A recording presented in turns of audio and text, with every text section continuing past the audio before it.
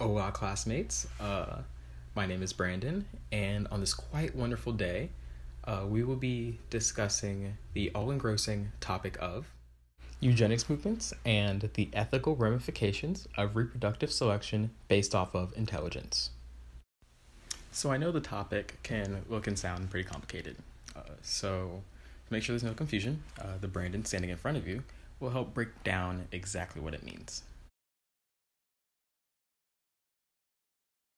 So now that Brandon standing in front of you is finished explaining our topic and hopefully purging all confusion regarding our topic, we would now like to bring up the claim or argument that we will be discussing for the rest of this presentation pretty much. So the claim we'd like to make is that eugenics movements, particularly those that strive to either remove the unintelligent from the population or improve the overall intellectual capabilities of a population, encroach on an individual's fundamental right to be treated equally and fairly in regards to their fellow man or woman, and are therefore unethical as they violate the justice approach to ethical reasoning. In order to make sure everyone fully understands this claim, I'm going to pass it back to the Brandon standing in front of you, and he is going to explain some background information. So, we're going to start our argument by going a little bit off book. And what I mean by this is that we're going to initially proceed by examining some of the arguments made by some advocates for eugenics. Then we're going to continue on by examining the flaws in their arguments, whether logical, biased, or simply ethical flaws. One such advocate for eugenics was named Henry H. Goddard. Goddard was a prominent psychologist in the early 20th century, and he suggested that society administer intelligence tests to children in order to ensure that those deemed mentally defective by the tests, keep in mind that mentally defective was also an umbrella term for those who had a mental illness or developmental disorders, and etc., were prohibited from procreating or reproducing.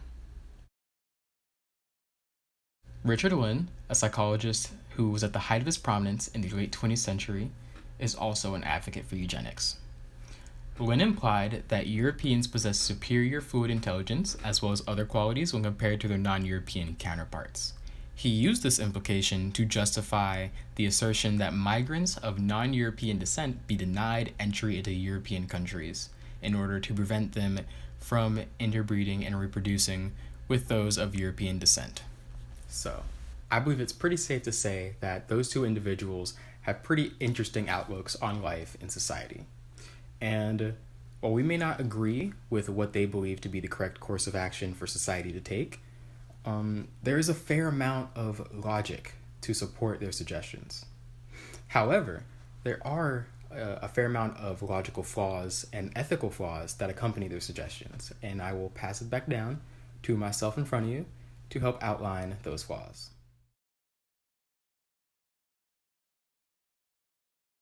Warning, warning, devil's advocate inbound. Prepare for counter-argument. Is this thing on? Yo, Brandon number 4, is this thing on? Yeah, bro, it's on, you're good. Cool. So, I know I haven't been properly introduced because the first two Brandons decided not to invite me, but I am Devil's Advocate Brandon. You see, as my moniker implies, I'm a Devil's Advocate, so no claim, even one we make, will go unquestioned. And I get that eugenics, it denies people rights. But what about the utilitarian approach? You see, this claim that Brandon 1 and 2 made without me just doesn't look at it from that perspective. The justice approach is nice and all, but couldn't you say they're cherry picking what they want people to look at? Huh? I think so. Something to think about, huh? Yeah.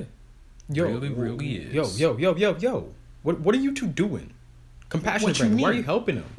What you gonna do now? What am I gonna do? What you gonna do? What do you mean? What do you mean? Yo, come on, let's Brandon do wilding out.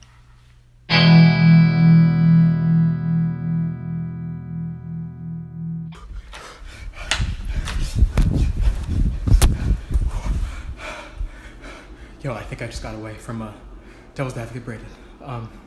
And while he had a valid point about utilitarianism, I'm just gonna throw it back down. Yo, Brandon, you seen Brandon 2 come through here? Yeah, bro. I'm just gonna throw it back down to Brandon in person. He can explain it. I gotta get Okay, go ahead.